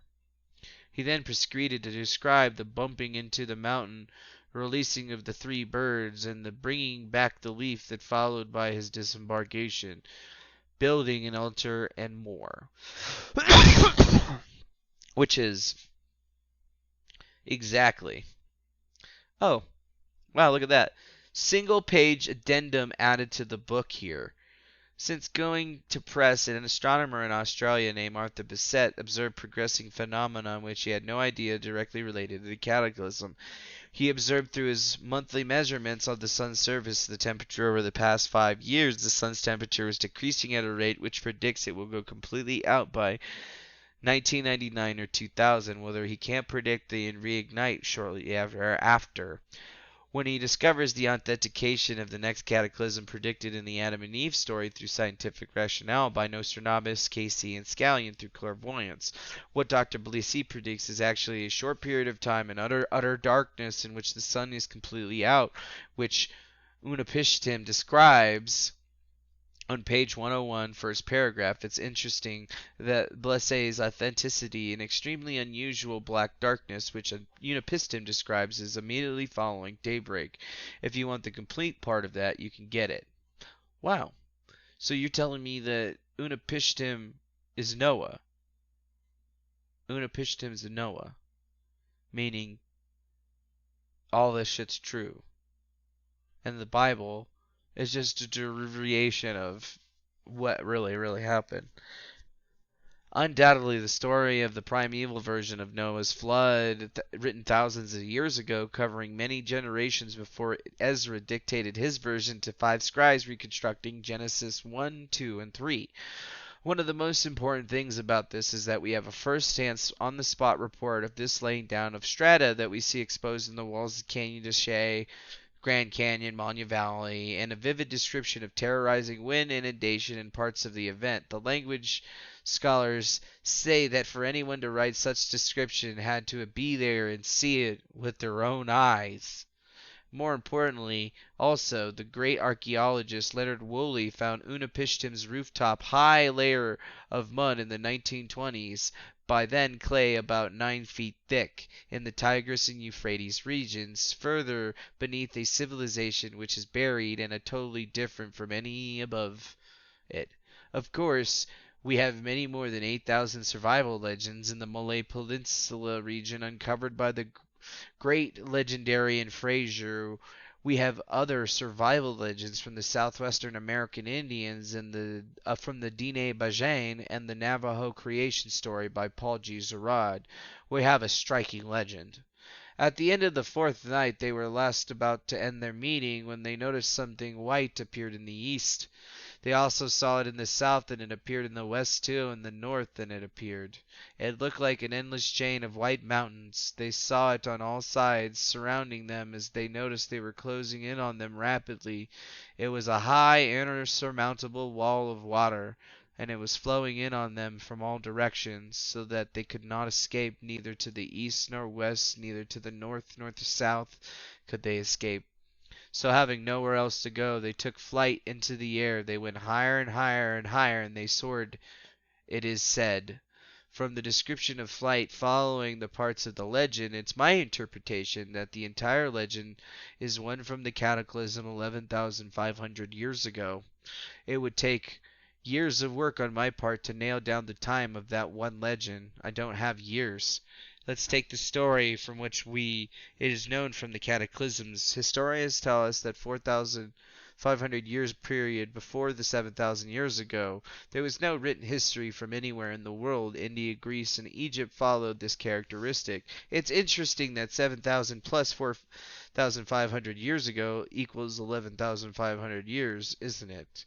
In light of the priest of Egypt telling Solon of the great Antediluvian Hellenistic civilization, let's take a look at the Greek alphabet, and it was written today. It's been written in Greek history, but the pronunciation is not the same. In the time of the Lucid, the pronunciations were changed to the slang of their time. It is told to be compared modern to old. Alpha, alpha, beta, beta, gamma, gamma, delta, delta, epsilon, epsilonum, zeta, zeta, eta, etha, theta, theta, iota, kappa, lamberta, mu, nu, z, omicron, phi, lamo, zilka. Yeah, what the fuck? Alpalaha, baita, gamma, delma, epsilon, zeta, eta, tai, ta, ha, ha, iota, kappa, lambata, mu, ni, skesi, omiklenon, pi, laho, zikma, taho, opazileoma, Pahai Kai Pazek Omeka. Hmm. Wow, why does that sound like American Indian or Polynesian? If you read the old pronunciations out loud, it very sounds like Polynesian. Possibly it was a submersion of the prehistoric Mayan words, which can be translated into information here. Then there's the Greek alphabet. Overwhelmingly break the oceans, they inundate the lands. Mother Earth receives the deep, where obstructions are from the shores. Mighty winds rampage where the oceans, piling over oceans, they bury all the living and moving. Where hills are, they vanish, buried, submerged with the earth of the motherland. Peaks, mountain peaks alone stand forth before the onslaught of the planet, which abates little by little, until there comes a cold wind. The motherland is now at the bottom of the earth, an abyss, in a vast reservoir of frozen mud. There comes out volcanoes, vapors pouring forth with swirling smoke and Volton lava. It appears that it tells us a story about the cataclysm that ended in the Laurentian ice age, that started in the old Stone Age, that ended in the Australian ice cap, and it indicated an abrupt changes over the whole world as discovered in oceanography. Of course, it was survived through the cataclysm which Adam and Eve survived, ending the civilization in the Eastern Hemisphere. Traces of that civilization are found in legends recorded by the Hindu historian Valic Mica and told by the Polynesian tribes such as the Maori tribe, which is what Lurkster is. Yo, what up? Shout out to Lurkster! Shout out to Maoris! A story apparently handed down verbally through the generations, through the 5,000-year period of no written history. After Noah or Unapishtim's flood, when the history started to be written, it became the basis for the Greek alphabet. Factual, legendary, or mythological, there may be even historical or semi-historical, whenever it may be, the story fascinating, isn't it? If you wish to pursue it further, read Antonio Barro Joquari's History of Central America and James Churchward's The Lost Continent of Mu. Churchward makes many mistakes, but his works are an interesting read. His unexacting treatment of the calendar gate of Tiwanaku makes one question of his sometimes cursory methods. History before the Cataclysm 11,500 years ago comes from us in the form of legends we can understand. Those legends are the origins far better in the light of the history of cataclysms. The Greek alphabet has existed in two forms throughout all of Greek history. Where did it come from before that? It appears that it is a direct descendant of the prehistoric Mayan or Naga language. Perhaps the answer lies in the megalithic runes and glyphs ranging from the Monte Grasso to Deutschland, to Finland, England, and Friesland. If we all say at this time, it is these that are prehistoric secrets of the Hellenes. Now we must leave the pleasures of enjoying our hypothesis to return to more serious considerations. Let's discuss the most elusive of the puzzle, the part which has taken 20 years to derive and fit into the puzzle, the trigger, the cause of the cataclysms. My thoughts go back to George Cuyer's challenge on the world of science, which he wrote in 1812. Discover the cause of these events. Dr. Hibbins' contemporary adjunct to the challenge is really an inseparable part of it. Any good solution to the consuming mystery must answer all of the facts. And as the years went by, we remained dissatisfied with our concepts, and concerning the trigger, we concentrated on the part of the puzzle that it was taken 20 years to find a satisfactory solution, the one which answers all the facts. The fascinating work of the Swedish physicist Heinz Alfvén lighted the tortuous path with the answer. In the 1950s, he discovered an energy which nobody thought existed, which he labeled magno-hydrodynamic energy. Magno-hydrodynamic energy. Magno-hydrodynamic energy. Abbreviated, it's called MHD, and it's actually a combination of a magnetic, electrical, and physical force, otherwise known as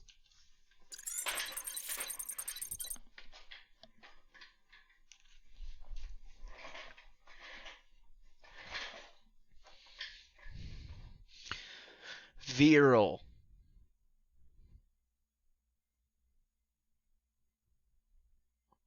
Boom.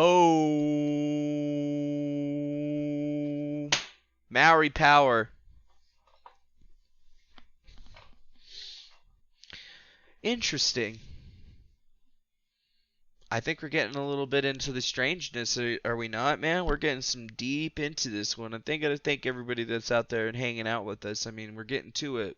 We're almost done reading through the unredacted pages, and tomorrow night we're gonna go through the aftermath of all of this. But we're right to the probably most important part of this book. This is literally, like, from everything that we just read through and looked at, it paints a really bleak picture and gives you an understanding of why the CIA would have sanitized this from the viewing of regular human beings. But this, what I'm about to read to you, is probably one of the most interesting secrets that's been coveted for such a long time. And it has a very interesting doctrination force. You know, the reason that those Nazis, the reason that anytime you look into any of their lore or propaganda, they're always trying to get people to understand about this civilization thing. But interesting how we could go through all of this and not actually have any connection. Yep. A lot of people knew that the virile was propaganda, but the thing is it sounds a whole lot like something else that we have seen, and has it not? Magnetohydrodynamic force energy. It can be described as what you call a kitchen, or what do you call a kitchen example. You're supposed to take a glass cylinder containing mercury at room temperature. Everyone knows it's molten or liquid under those conditions, so it's so dense that you can float a glass mirror on top of it. So that, let's just do that. Let's make some scratches on the mirror. If you shine a light down on the mirror, and the beam will reflect from the ceiling and show images of the scratches on the mirror of the ceiling, or in the mirror on the ceiling. Now let's put an agitator, like a miniature version of a washing machine agitator, at the bottom of the cylinder of mercury, with the shaft or axle going through the bottom of the cylinder fastened to the agitator. Let's pull the handle on the end of the shaft sticking out of the bottom of the cylinder. We can twirl the agitator back and forth with the handle slowly, because the mercury is so dense and heavy, and agitate the mercury in the glass cylinder. We agitate the mercury in the cylinder. In this fashion, we find that the slipperiness of the mercury atom to atom is so great that all motion of the agitator is absorbed by the mercury before it reaches the top surface where the mirror is. The mirror won't budge. If we wind a wire around the glass cylinder and connect it to a battery, we have an electromagnet. Following the same principles used in the doorbell of your home, there is an electrical current flowing around the cylinder and magnetic field going to the cylinder end to end. We now find that things have changed. When we rotate the agitator back and forth, the mercury acts as if it were a plastic or near solid. The mirror takes all of the moves that the agitator does, showing that the mercury has lost its internal slipperiness and is moving integrally as if it were almost solid.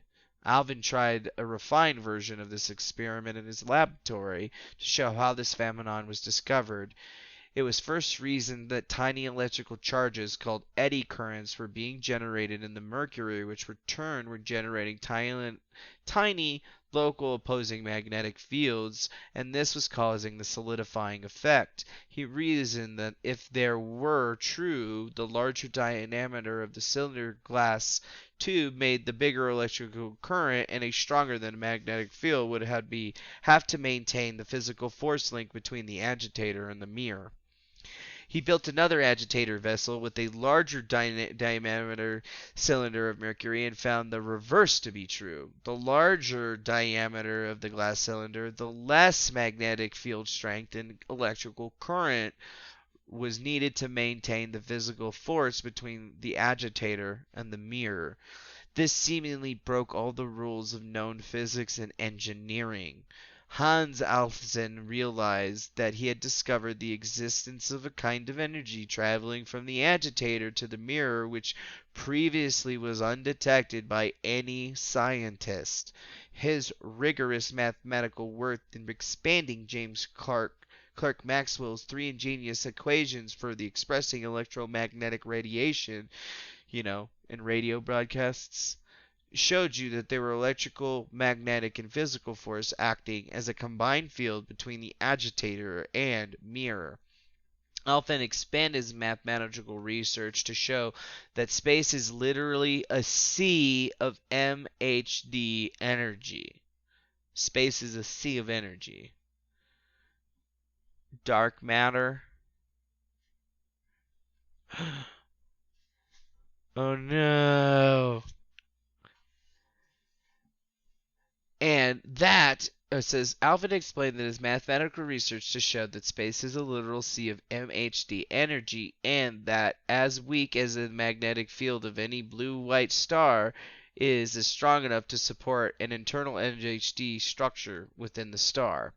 Alfvén's work also applies to any planet with only one each north-south magnetic pole.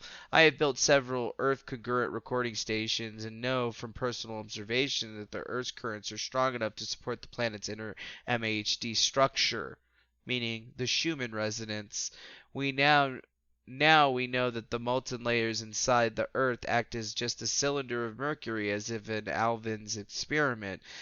As long as they are permeated with MHD energy, they act as if they were plastic or near solid. We also know that the shell of the Earth, which includes the oceans, the crust, and the teeny part of the mantle, are not dynamically balanced as it stands today. Rough computations show that a huge torque of 4.6 times, I think, billion, trillion, 10 gajillion ton miles, or 46.6 times 10 cajillion trending, or is that 10 gajillion? I'm pretty sure. Extending the rotate the shells, or what the fuck? You need a torque of 48.6 times 10 billion ton miles to create the force to rotate the Earth's inner interior. Greenland and Antarctica would move towards the equator in less than half a day if the shell were free to make the shift. As long as the inner MHD energy structure remains strong enough to make molten layers act as near solids, the shell will not shift its position for the Earth's interior. To be sure, the shell is shifting ever so gradually, and the subject is covered extensively in the latitude, longitude, and secular motion of the pole by Dr. Markowitz of the U.S. Naval Observatory in Washington, D.C. However, at the time of the Cataclysm, the entire solar system passes through a magnetic null zone which the Milky Way galaxy has. These null zones are sometimes popularly called as reversal zones, and so they are for magnetic fields on the other side of gigantic galactic null zones are opposite directions. Some physicists have found that we are heading into another null zone at an accelerating rate.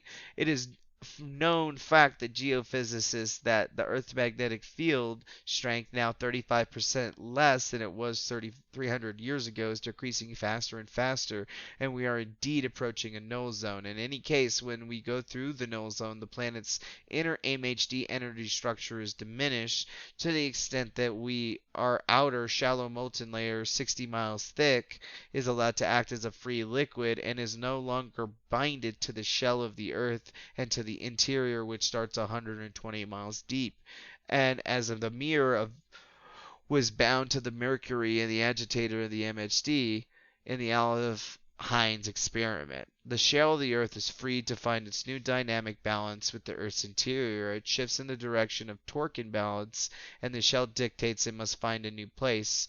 And the 60-mile deep, white-hot 2500 degree Fahrenheit molten layer beneath the outer shell lubricates the shift along its way. The trigger then is our planet's passage with the entire solar system through a galactic scale magnetic null zone, diminishing the Earth's inner MHD energy so low that the shallow molten layer starting 60 miles deep and extending to 120 miles deep is allowed to act as a free liquid lubricating layer between the Earth's shell and its solid interior. During the Cataclysm, the shell finds a new dynamic balance and is resolved when the shell has shifted a position with the ice caps rotating equatorially and melting the heart of the torrid zone. And the melting relatively fast, usually total around about 80 million cubic miles of ice as they do today. The oceans all over the world after the ice melts rise about 200 feet with newfound water. The new polar ice caps form in the areas moved to the polar regions and now will be centered with our axis of rotation, so a new growing imbalance is created to grow as the new ice caps grow, to be resolved when the Earth and the entire solar system passes through another galactic no zone 10,500 years later.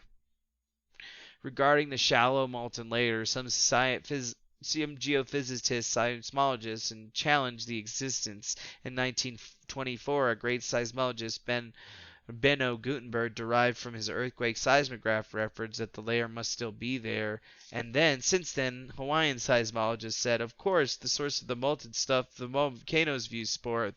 Other seismologists say, well, it's there, but it's not molten. It's plastic or near solid. They're both right. It's molten and it acts as near solid because of its MHD content or its energy content or its gravity. Oceanography gives us the answer. IGY data shows that the ocean's tides all over the world suppress the ocean floors 3/10 of the increase with the depth of the water. Between the low and high tides, the molten layer has to be beneath the ocean floor and the floor to be pushed into Earth just with a few feet of water. Surely there is life left in the universe. There is our Milky Way galaxy. As surely there is life in our galaxy, and our solar system will transverse another magnetic zone known, indeed many more. It thus brings us to the subject of the next cataclysm. As mentioned before, Hale's mathematical analysis sets the Wisconsin era at 14,750 years ago. The last cataclysm, Noah or Punishim's flood, would have been about 6,993 years ago, and Adam and Eve's cataclysm at the end of the Laurentian age appears to be close to 11,543 years ago.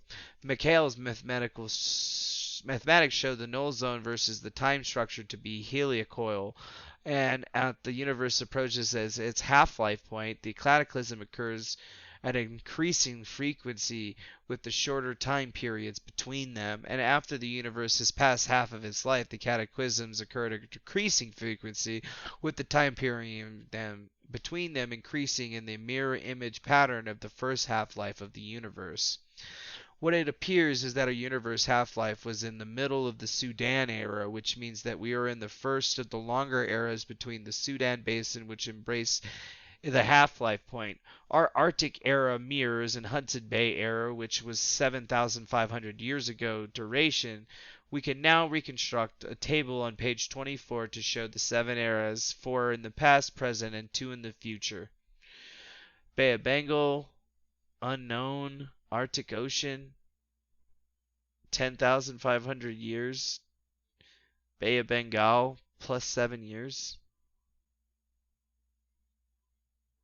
It says, of course, with the many eras preceding in the Wisconsin era, there will be an equal number of following the unknown era. You can see that a dark period where no written history was the Sudan Basin area. Let's look at prehistory in a different viewpoint from the standards of present civilization.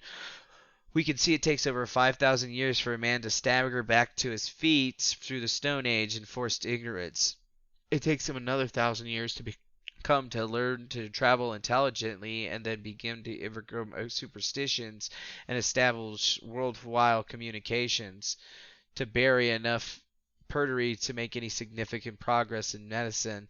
The process of civilization can be measured in the change of man's attitude towards the woman's childbirth. Read Devils, Drugs, and Doctors by Howard Dever Haggard, MD, and remember how the obfuscation was considered the lowest of the low in the medical profession. Male inferiority conflicts is manifested throughout history and the Old Testament in 7 centuries of Inquisition, where 93% of the 3 million burned at the stake were women through the property rights, inheritance, and voting laws, though income inequalities, and through the Burgoying rape worldwide. Has he outgrown it yet? If we look at the technical accomplishments of what has taken us 6,900 years to achieve, to think what we could do 10,500 years ago, we would be in space as commonly as we walk around the block. Fossil fuels, nuclear energy would be in the dead past. Man-made gravity, which we know to be accomplished right now, and natural magnetism, which we also know how to use right now, would be the means for propulsion, power generation, communications, as we have learned the process of nature sufficiently to duplicate them in a controlled fashion for other uses. It appears that the legends were passed from the Caspian Sea to Rusconian era, that man did just that with the 10,500 years and 14,750 years he had behind him. Valic writes of Vimanas, of the Brahma weapon, of Indra's dart, the celestial chariots, and more. The legends of Mu and Atlantis, the great technical achievements as well as moral preservations far beyond comparison, spring from the Caspian Sea. A few legends carry over into the 7,000-year Hudson Bay era, showing some retention of the knowledge through the Cataclysm of the 18,543 years ago. And if we look at Nostradamus, we find that his predictions about the year 2000 AD, whether we accept him or not, Edgar Cayce predicts a cataclysm about the year 1999 AD, and Hale's mathematics indicate one to be coming around 2000 AD. As far as I'm concerned, I'm not satisfied with these figures. To me, the Cataclysm is due sometime between 7 and 200 years from now. And if I had my druthers, meaning the funding available, I would have put the entire subject to an intensive, all-out applied mathematical program to determine precisely as possible how much time we have before the next cataclysm, and then undertake an intensive study on what we must do with the time we have left in order to prepare for it. Wouldn't you?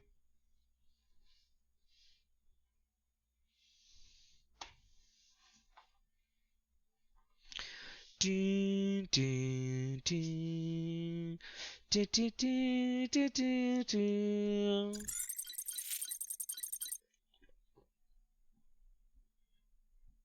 Remember, you're made up of 70% water. Well, that seems pretty interesting. Vimanas, Indra's dart, Brahma weapon. All of these things seem to almost changed the history of the world, saying that we were much more advanced, and then there was this huge cataclysm that happened, and all of the cataclysms that happened in the world were just a part of our mathematical precision that is known, which kind of gives rise to the whole understanding of Kali and destruction, because it's part of the cycle. I think that that's been an interesting look into the unredacted pages of Mr. Chan's story about Adam and Eve. And basically, it really does give us a good understanding that not only is there definitive evidence that we were actually way more advanced in the past time, what they're actually trying to hide from you is the fact that we have kept ourselves in this misunderstanding place. And I think it's very, very interesting when we look at the CIA sanitized version of this book. You can see a great reasoning as to why this would have been removed from the public periphery understanding of what's happening here. And let's not forget that this is the indeed 240-page version that most people are actually talking about. We're not reading the 54-page version or the 57-page version that the CIA put down. We're reading the first actual published book edition from Bangor Press. Here in the future, we're actually going to go and find a 1963 copy and a 1965 copy and photocopy, take photos of every single page or whatever, and we're going to do a huge comparison in between the two, because currently there are a bunch of YouTube channels that are specifically looking for this information. One of them, namely, being something called suspicious observers. They're a bunch of disinformation artists, and in my opinion, they've always been kind of CIA connected a little bit because they just seem to miss the rather important accoutrement of all of this. And at the same time, look at such other channels as Unirock. Just look up the story of Adam and Eve on YouTube, and then go to upload date and notice that about a month ago this information was being thrust to the forefront. But people are only reading the CIA version of the document. Nobody's bringing you what we just talked about. And remember, tomorrow night we're going to be looking at the aftermath, which is the aftermath, the conclusion, and after the conclusion, the aftermath of the Adam and Eve story, which was also published as an addendum, or the second portion of this book, which actually contains another, I think it's about 100 pages, which makes up of the entirety of stuff that people pretty much haven't actually looked at. So most people will look at the story of Adam and Eve. Most people are completely unaware of the story known as the aftermath of Adam and Eve. This is some super heavy shit, folks. Like, this is real stuff. And the one thing that you should understand here is that they said that the aftermath was going to happen in 200 to 700 years from his time in 1993. So that means that we have probably less than 200 years before the next occurrence of this, at most 700 years.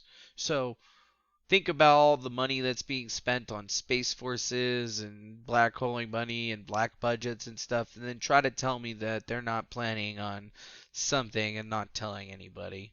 Anyways, really love and appreciate you guys. Thanks for coming and hanging out with me today in the Danger Zone, and I really hope you guys liked when we went through this. Like I said, check us out tomorrow here on Merlin DeFango.